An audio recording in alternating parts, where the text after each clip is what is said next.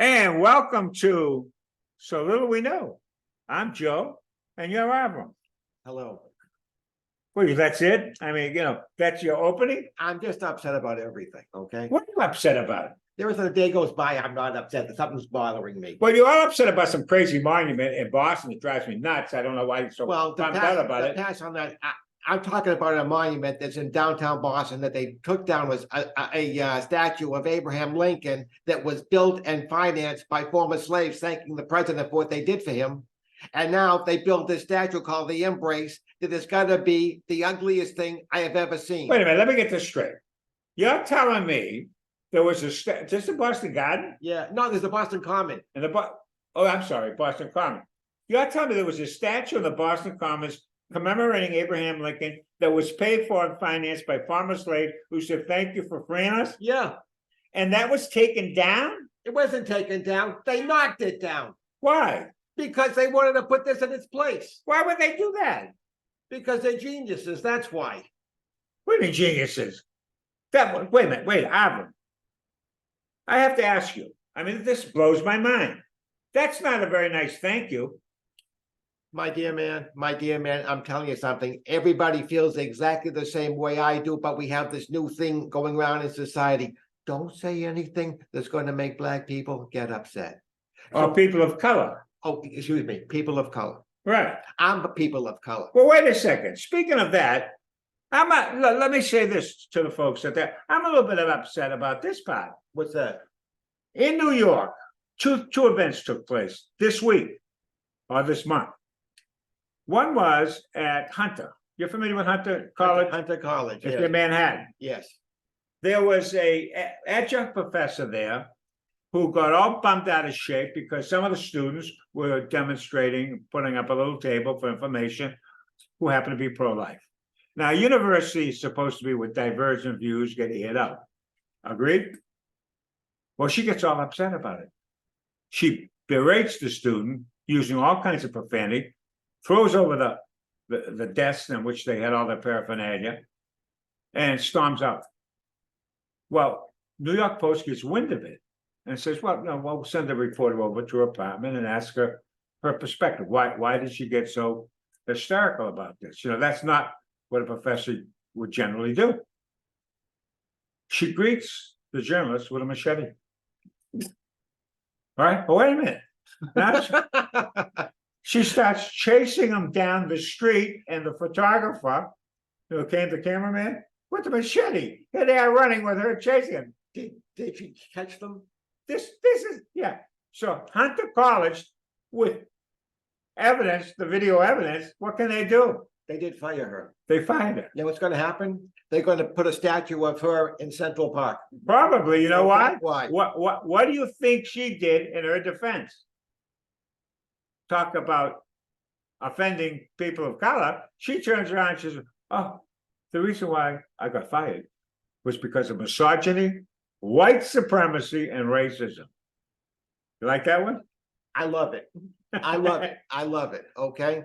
But at the same time, I'd like to start a group of people to start a petition to knock down that statue that's in the Boston Common called the Embrace. And I'm not a racist. I just have a very good keen eyesight on what's ugly.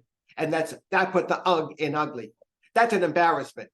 Well, wait a second. I think the real issue here Is what? Is that here you have a statue put by individuals who were saying thank you for freeing us. That's a historically significant event. No question. And for them to try to erase that by knocking it down and replacing it by arguably something that is not what I would call first-class art. All right. That's the insult, isn't it? All right. Now I got that off my shoulder. Thank you. What's bothering you? There are many things that bother me, and I'm not quite sure I can do much about it. I'm bothered about chestnut trees going bye-bye. At one time, there were 4 billion chestnut trees when your ancestors immigrated to this country, and mine did. 4 billion from Maine to Mississippi, exhaling oxygen, part of the cycle. Well, right? May I ask you a very stupid question? Yes. Where did those chestnut trees go? Well, it's not a stupid question. It's a very wise question. this goes to show you why we should close our borders down. An Asian agent was imported into the United States, to which created a fungal blight that wiped out the trees. Do you remember a guy named Michael Creighton? Yeah, He wrote a book called The Andromeda Strain. I've read almost all of his books. So you're familiar with him? Yeah. You remember The Andromeda Strain? Not only is he a brilliant writer, he's a doctor. No, he didn't finish. He went to Harvard Medical School, Yes, but he didn't finish. yes, he did. But do you remember what was the story of the Andromeda Strain? It was that if you send something in space, like to the moon, and it comes back with an organism from outer space, to which we do not have any immunizations, what happens to the human race? Slowly but surely, we say goodnight. Bye. And if it wasn't for the fact that a couple of babies had antitoxins, right, built into them, from which they were able to create a virus that Trump tried to do against the COVID, right, to inject us so that we could survive. That's what happens when you have open borders and people are coming across the borders with no vetting of their health or anything else, and you're unleashing havoc on a nation. That Asian flu, and it came from Asia, so we're not trying to be racist about it. That's where it came from. The chestnut trees, called the American chestnut tree, had no resistance against them. And by the way, the spread was through animals and birds. Gets on them, they fly around, and they infect the trees. So the bottom. Wiped out 4 billion of them. Thank you. So in other words, thank God it didn't happen before we had the song "Chestnuts Roasting on an Open Fire." Well, on top of it, Avram, here's the part that really gets me. They went away with without a beep. Nobody said a word about it. Until- In 1957, that was the bye-bye Until time. this very moment in time, Yeah. I never knew about this until you just told me. Is that something you're interested in? Well, I'm not gonna start a campaign to bring back the chestnut trees, but it just goes to show you how we don't pay attention to things. But I want to start a campaign to bring back the chestnut tree, because you know who loved chestnuts? Who? Deers. And I love I bamboo. love deers too.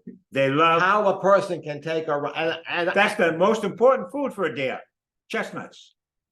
Seriously. And by the way, my mom, an immigrant, peasant woman from Sicily, yeah. would take those chestnuts that I bring home from all the trees that were in my neighborhood, and we would feast on them in the fall. Do you Wow. ever hear that song? Chestnuts roasting on an open fire. Please. You know who wrote that song? Mel Torme. Torme. That's right. Mel- How do you know Mel that? Torme. The Velvet Frog. And he wrote it in the month of July. Okay, seriously. But there were chestnut trees around then. Okay, yeah. Otherwise, All right, so that's what bothers you. Now let me sneak another thing in. okay, I don't believe no one is saying a thing. And listen to me very carefully. yeah. I do not believe that Derek Chauvin got a fair trial. Is that the guy that killed in quotations? This was a tragic accident that never should have been, but it happened. At the same time, this is not a serial killer. This is not a mass murderer. This is a police officer who was called to the scene of a crime. A crime was being committed. They made George Floyd out to be, and let the man rest in peace, because he still didn't deserve what happened to him. They made him out to be like his face should be on Mount Rushmore. This was a petty criminal, and it was a tragic thing. But Derek Chauvin did not need to be used as a scapegoat to give him 30 years in prison to satisfy a group of people who thought this was racism. One question, just, and I'll shut up. Yes or no? Am I right or wrong? Well, let's take it to modern times. Are you playing politics? No, I'm not playing politics. Of course, the crime should fit, or the punishment should fit the crime. If you're asking me, is the punishment equal to the crime? I would say absolutely not. God. Right? Okay. Now, that doesn't mean something didn't happen, a bad tragedy, whatever you want to Yeah. call it. All right. So I want to upgrade it to now. There's a young fellow who was a Marine. He happened to be on a subway in New York City recently, and a homeless, mentally challenged individual who had been arrested many times, drug addict, very threatening individual, was threatening people at the train station. He helped two other folks, and he tried to restrain him from causing harm to the passengers. In the process of doing that, he gave him a chokehold, which is taught to Marines on how to put people down and render them useless, and then he died. They're trying to charge, he was charged. The coroner said it was homicide, and the DA in that state, in that city, You're charging him with manslaughter, no? that manslaughter be okay. No, they're charging with homicide. Oh, they really? Yeah. And what I'm saying to you is, isn't that the same thing you're talking about?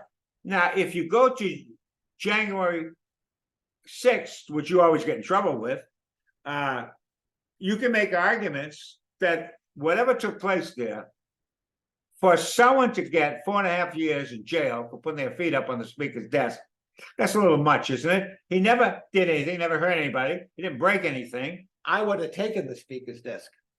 I would have personally Well, you would have been in jail for 10 years. called the 20. man and moved the desk out of there. Well, how about the guy that was called the founder of the Oath Keepers? I don't even know who that guy are. He's got 18 years. 18 years for what? I'll ask you for what? Well, that's the whole point. Now, so going back to your thing that angers you, I'm very not angry. I can't fathom. I can't wrap my head around this two-tier justice system that we have. That all men are created equal. I don't think so. I was certainly not treated equal. It looks good on paper. In reality, it's a bunch of nonsense. Let me say something to you, which I don't understand. Yeah. A lot of people in America are having a very difficult time putting food on their table. And you listen to this, because you say, well, if you come home, you have 2 jobs, your wife has 2 jobs, you got 2 to 3 kids, and your kids are not eating well. That's not good. Meanwhile, we have in Washington now the Democratic Party, the Republican Party arguing over a debt ceiling. Yeah. The hell with the rest of it. The hell with the rest of us. I disagree with you. They're not arguing. They're the same. They're on the same page. They want to pretend like they're arguing so they can say they made a great deal to benefit you, the American people. So right now, today, as I speak, the Freedom Caucus, which is a group of Republicans, will not vote for that bill. They say it's a terrible bill. And if they don't vote for it, they're going to have to get a whole bunch of Democrats to vote for it to pass it. And they're going to call it bipartisan. Washington's working. That's by design. It's a bad bill. It adds $4 trillion to our national debt. You know what the biggest criminals are in our society? What? Politicians. Listen to me carefully, because Yeah. it's not funny. They have ruined more people's lives than you can shake. To be frank with you, they're mass murderers. Well, be careful with that statement.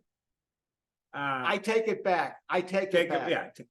You can say that they contribute to things, unintended consequences. And in some instances, by the way, they're intended consequences. They don't care about anybody but themselves. Wait a minute, you The talk. minute they get into office, they come there with average means of income. When they leave office, be it 6 years, 8 years, 10 years, they're multimillionaires. Please tell me how they do this, because I like to do that myself. Oh, you want to copy them? Unbelievable what we have representing us. They don't represent us. They represent themselves. Well, you stumbled onto something and you didn't elaborate it when you talked about the problem of putting food on the table. It goes beyond just the inflation.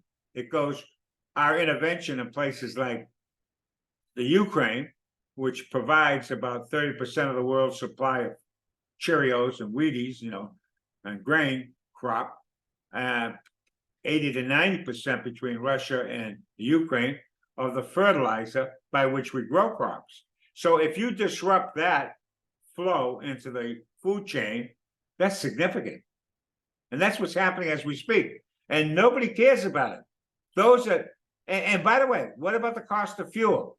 Does that kill people? Oh, my goodness gracious me. I have a 30-year-old car. Yeah. I need high-test gasoline. It's almost $5. It's almost $5. So every time I get into my car, which I never had to do before in my whole entire 70-odd years of life, think to myself, how far am I going today that I'm not gonna use that much gas? But don't you have to do that when it comes to heating yourself, when it comes to cooking, it's everything that gets into the supermarket or the commodities that we use, all of them don't get there without cost. And the greatest single cost is the cost of the fuel to transport them there. Does anybody understand that? If you were to take all we have just said over the last 10, 15, 18 minutes, well, it comes back to one round circle of one thing. What? The world is really having a major crisis, Yes, it is. and no one is doing a thing about it.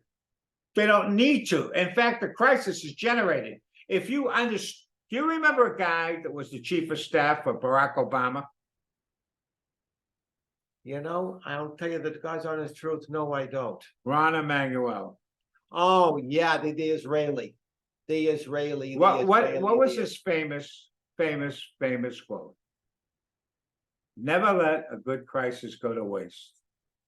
And then he ran for mayor of Chicago. And made it. And then the mayor, and then the minute he stepped into office, the murder rate in Chicago skyrocketed. It was like Vietnam in America. There were 50 individuals shot in Chicago this weekend. Don't say 50. Wait a second. But what did the the NAACP? What did it proclaim? It proclaimed Florida on their advisory list not to go to, that was hostile to black people. I said, hostile to black people? They're shooting each other in Chicago and in Baltimore and in DC and LA. Why isn't that organization going against the play? Because they're run by Democrats. That's why. Do you ever think that they'll build another Disney World in Chicago? Of course not. Why? Because Why? for the same reason why Nordstrom's left San Fran. You know, I'll tell you the truth. I'm sitting there and I'm thinking to myself, what's gonna be? What's gonna be? You know what's gonna be? Nothing's gonna be. It's never gonna change. How little we know. It's gonna get worse. How little we know. Shalom.